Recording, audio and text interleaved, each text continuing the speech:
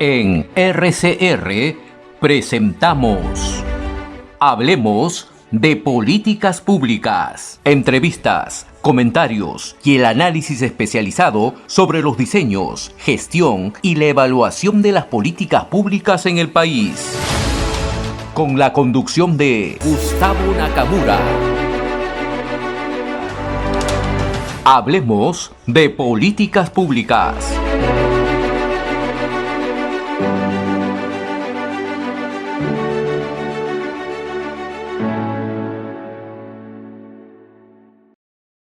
Ya está con nosotros Juan Francisco Paco Acasiete. Él es secretario de Comunicaciones del SUTEP, del Sindicato de Profesores del Perú, del Sindicato Real, yo diría, o antiguo del Perú, que ha trabajado siempre por el magisterio peruano. Bien, primero, profesor Juan, la primera pregunta que le tengo es: ¿qué demandas en este momento tiene el magisterio peruano? Porque creo yo que ha pasado un año, casi un año de la que ha asumido el presidente Pedro Castillo, docente también él, pero que a lo mejor el magisterio peruano necesita nuevas iniciativas o demandas que aún tiene o promesas no cumplidas. Esa es la primera pregunta que le tengo. Y la segunda, que tiene correlación, es al famoso decreto supremo que el día de hoy ha salido y que particularmente ya lo expresé antes de iniciar la pausa, el primer bloque que tuve. Me preocupa mucho porque es la plata de todos ustedes, de los docentes peruanos. La verdad que muy preocupado por esta situación. Quisiera que usted nos explique un poquito las demandas del magisterio y este decreto supremo que llama la atención, pero que lamentablemente hoy es real. Sí, gracias. En primer lugar, agradecer por el espacio que nos permite comunicarnos con los maestros y auxiliares de educación de todo el país. Y respecto a sus preguntas, manifestarles en primer lugar que la demanda que nosotros exigimos es el cumplimiento justamente de las promesas electorales, donde está involucrado justamente lo que nosotros hemos venido planteando, digamos, durante mucho tiempo. Por ejemplo, el señor presidente en su campaña expresaba que era necesario que el presupuesto para educación fuera el 10% del PBI. Nosotros, sin embargo, siempre hemos sido, digamos, más realistas y hemos planteado dentro de nuestra plataforma el 6% del PBI. El año 2020, a través de una lucha que hicimos en el Congreso de la República, de un relacionamiento, logramos que el Congreso de la República modificara el artículo 16 de la Constitución y estableciera como un mandato constitucional que el sector de educación no debería tener no menos del 6%. Nosotros consideramos que al ingresar justamente este gobierno que había prometido una cantidad mucho mayor, la iba a implementar. Sin embargo, a pesar de que tenía una buena cantidad de congresistas, esto no ocurrió. Solamente se incrementó al 4.2% el presupuesto para el sector de educación y se declaró en estado de emergencia. Y lo que vemos es que después de un año de haberse declarado la educación en estado de emergencia, prácticamente no se ha solucionado nada de lo que tiene que ver con las brechas que existen en el sector de educación.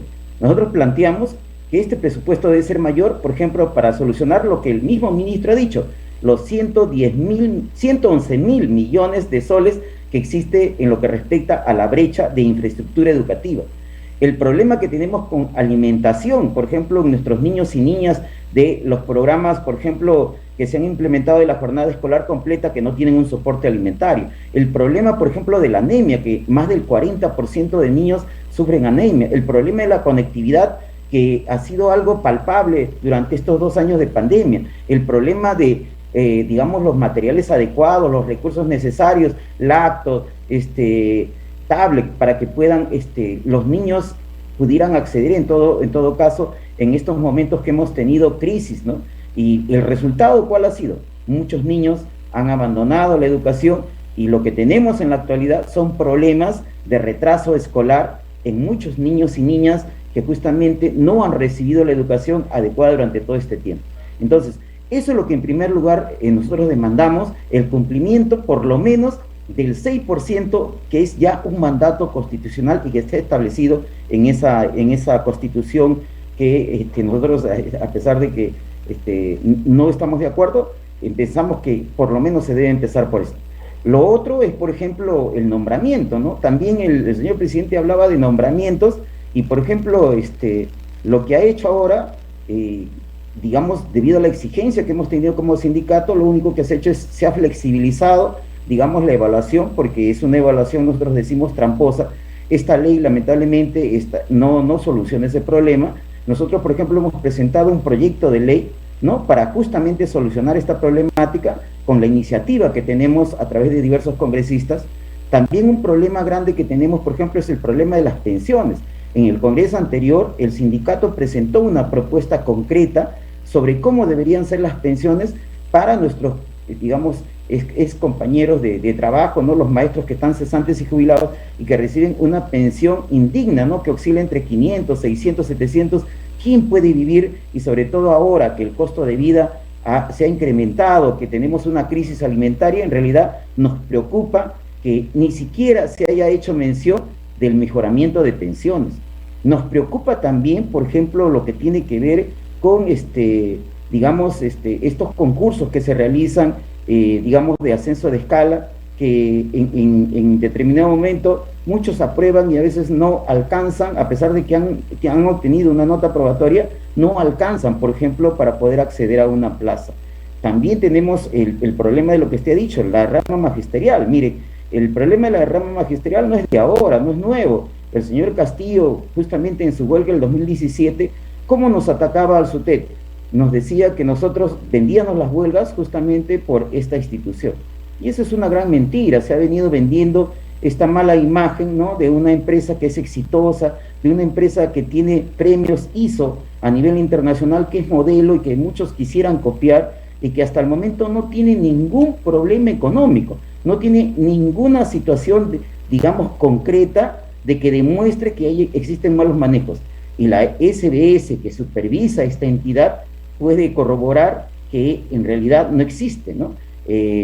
Se ha pretendido en el Congreso anterior también justamente intervenir de rama. 14 proyectos de ley fueron prácticamente dejados de lado por el Congreso anterior, porque justamente opiniones de la misma institución, de la SBS, decían de que era una entidad una entidad privada por la cual no podía legislar el Congreso de la República, y se quedaron de lado 14 proyectos.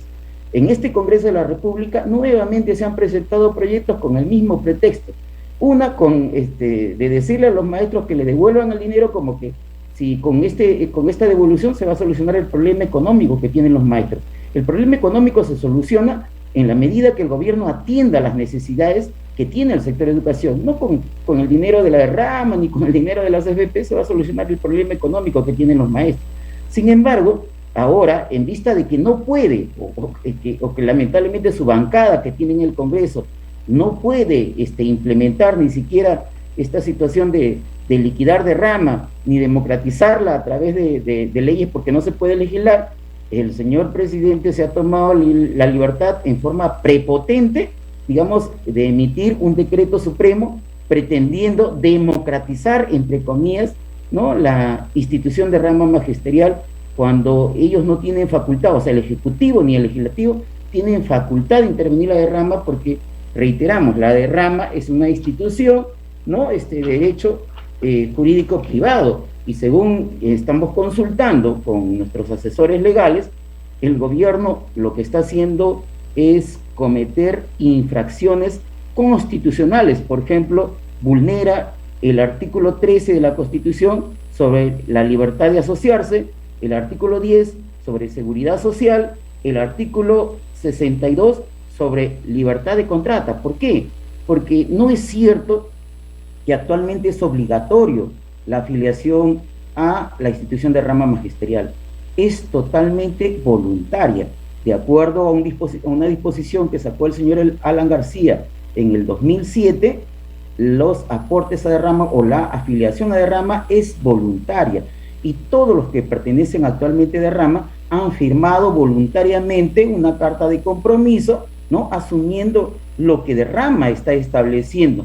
¿Cuántos maestros están en derrama magisterial actualmente? No es el universo total, no son los cerca de 500.000 maestros que existen, solamente existen 250.000 aproximadamente afiliados en Derrama, y son ellos los que tienen que tomar la decisión del curso que tienen que tomar de rama magisterial, y no así todos los maestros, porque se dice o se hace ver como que esto pertenece a todos. Por ejemplo, los maestros contratados nada tienen que ver en este asunto, solamente, reitero, los afiliados. Y no es que queramos dejar de lado a los contratados, porque al final Derrama atiende a todos, atiende a contratados, a docentes incluso que no están afiliados, y a docentes cesantes y jubilados, los atiende con préstamos, con capacitaciones, con asesoría jurídica, a pesar de que no pertenecen a la institución. Interesante lo que menciona profesor Juan, interesantísimo lo que ha dicho, como las demandas magisteriales una por una, ¿no? Y permítame hacer el recuento para después preguntarle otra vez, ¿no? El tema del 10% del PBI que ofreció el presidente Castillo, se le dijo en su momento, yo me acuerdo de haber debatido incluso con el señor Cadillo, y le dije que eso es demagógico, porque no había presupuesto para eso. Pero él siguió con el 10% y lamentablemente creo que engañó a muchos. El 6% que ustedes están solicitando es lo justo, lo que dice la Constitución, ya es un tema constitucional. Claro, algunos cuando no están en el gobierno dicen que no les conviene el 6%, pero si estuvieran en el gobierno y estarían llenos de consultorías, seguramente estarían felices con el 6%, ¿no? Porque es otro tema, ¿no? En el sector de educación, al momento, solamente se ha ejecutado el 31% del presupuesto. O sea, y estamos julio, o sea, como si nos sobrara la plata, como si estuviéramos, pues, aquí en el país, las demandas que usted está diciendo, los profesores no tienen, hay colegios que no tienen ni baños, no tienen servicios higiénicos. ¿Cuánto? Ya, kits de aseo que tanto se compró. ¿Dónde está darle un bono al profesor por ruralidad por 100 soles o 200 soles? Es una falta de respeto al maestro. O sea, yo creo que ahí hay poca seriedad en la ejecución, siendo el presidente Castillo, la verdad que totalmente entendible. Ahora, con respecto a Derrama, algo que llama la atención, me parece que ya desde antes, ¿no? Como usted bien lo ha dicho, 2017, tenían la intención de acercarse, siempre han estado dando rondas, vueltas alrededor de Derrama magisterial. La preocupación en este momento de la vulneración que está haciendo al tema constitucional, la pregunta que tengo es, ¿cómo va a reaccionar el magisterio peruano? El SUTEP ya se ha pronunciado por sus redes sociales, he visto, pero creo yo que hoy amerita una llamada de atención fuerte en los profesores del Perú, a un profesor que está en Palacio de Gobierno, ¿no? La verdad, siendo maestro debería velar por los intereses de los maestros y no por algunos de los maestros, que yo digo, porque creo que acá hay intereses por algunos. ¿Cómo va a trabajar esto el SUTEP? ¿Ya ha pensado acercarse a congresistas para que colaboren en este proceso de fiscalización? ¿O también se anuncia probablemente que van a tener que salir a las calles, porque lamentablemente si salen a las calles, ojalá que los chicos no pierdan clases porque ya han perdido suficiente, pero también se entiende la situación que está viviendo el magisterio peruano en este momento? Sí, mira, nosotros en estos últimos tiempos hemos pensado mucho en el alumnado y hemos pensado en lo que puede ocasionar, y por eso las últimas medidas que hemos tomado han sido jornadas de lucha que no han implicado en absoluto suspender las labores educativas. O sea, hemos hecho estas medidas fuera del horario de clases, y lo que hemos tratado de hacer en este periodo justamente último es tratar de buscar el relacionamiento con los congresistas para que justamente consiguieran o logremos resultados en modificaciones de normas que actualmente van a beneficiar al magisterio, a los auxiliares. Por ejemplo, el 30%, el 100% de la CTS, nombramiento de auxiliares, etcétera. Eso lo hemos logrado, digamos, con el relacionamiento que hemos tenido con los congresistas.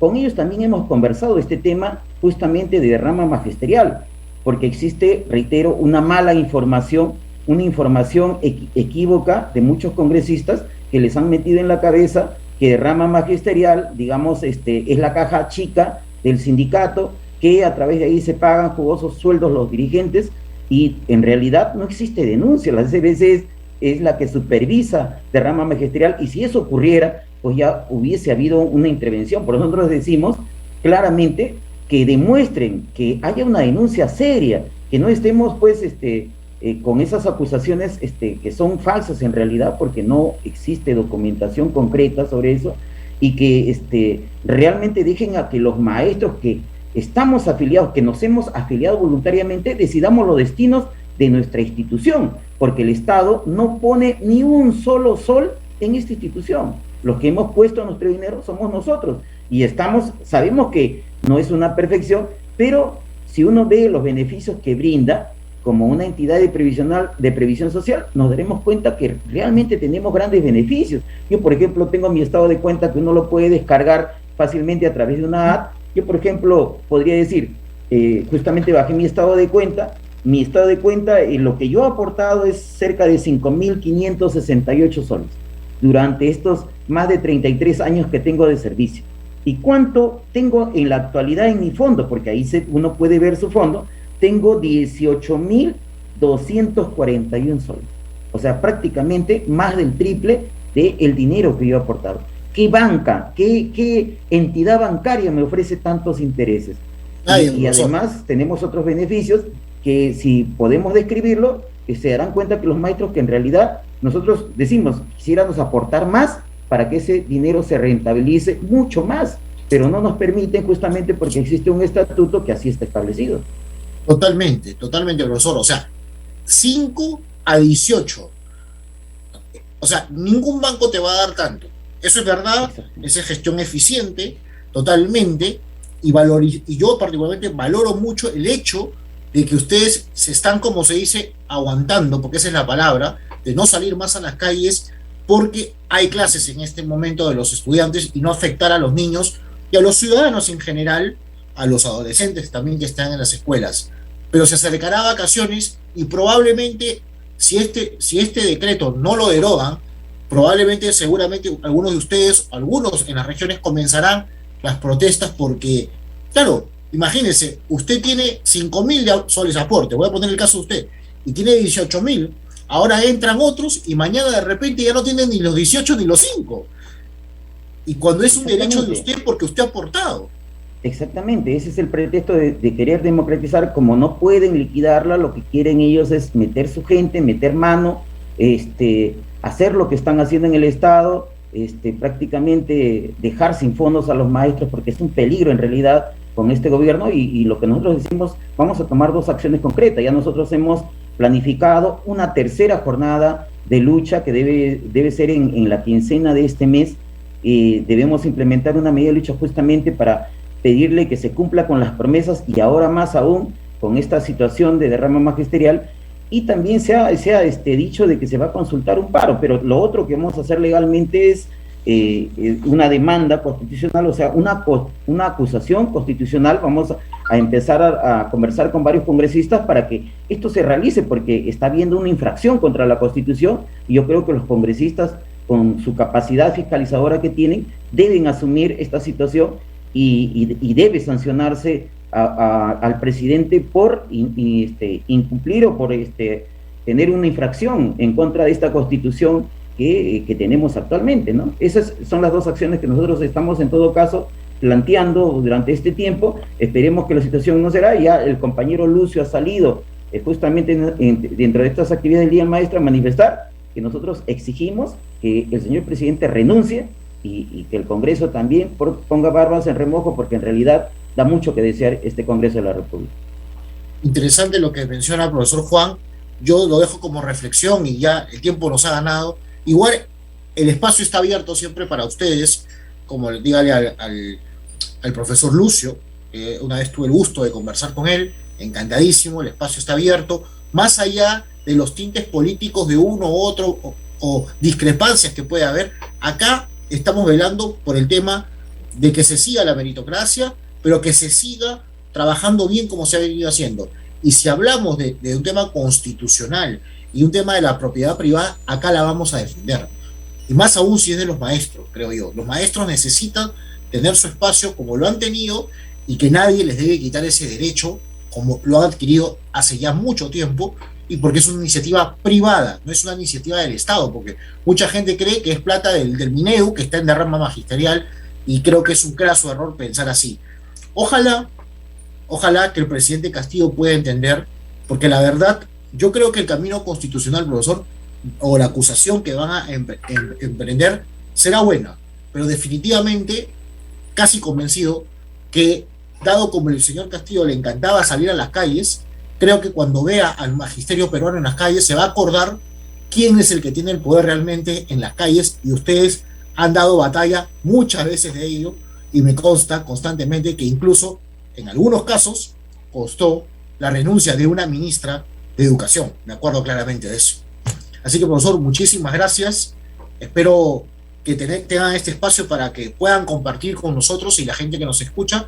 Y acá hay una ventana abierta para ustedes siempre, en la medida que siempre se hable con la verdad y la transparencia a favor de la educación en nuestro país. Bueno, agradecerle y hacer un llamamiento a todos los maestros y auxiliares a estar alertas a lo que vamos a, como sindicato, a implementar. Y ya hemos dicho, vamos a salir a las calles, vamos a salir a exigirle justamente al presidente que cumpla con sus promesas electorales, que hasta ahora no dice nada al respecto, por ejemplo, sobre el aumento.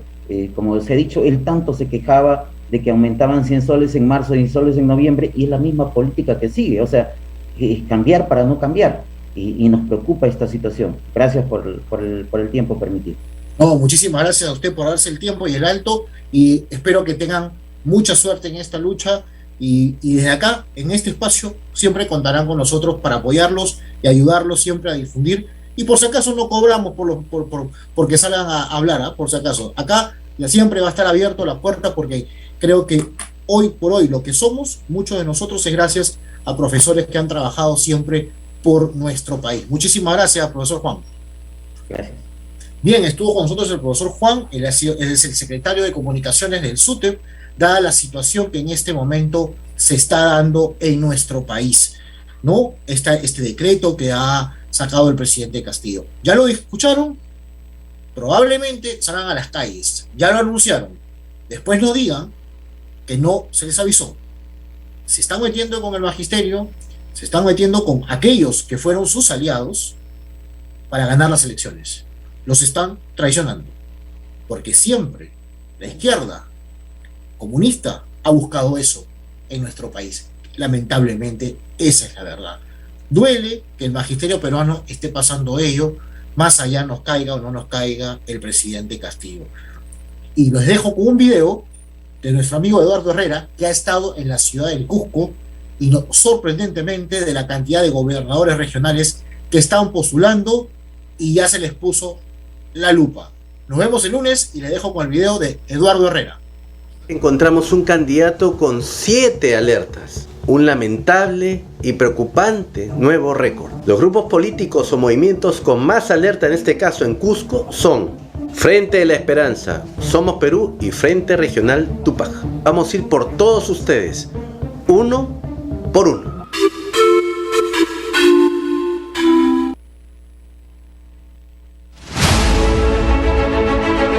Hemos presentado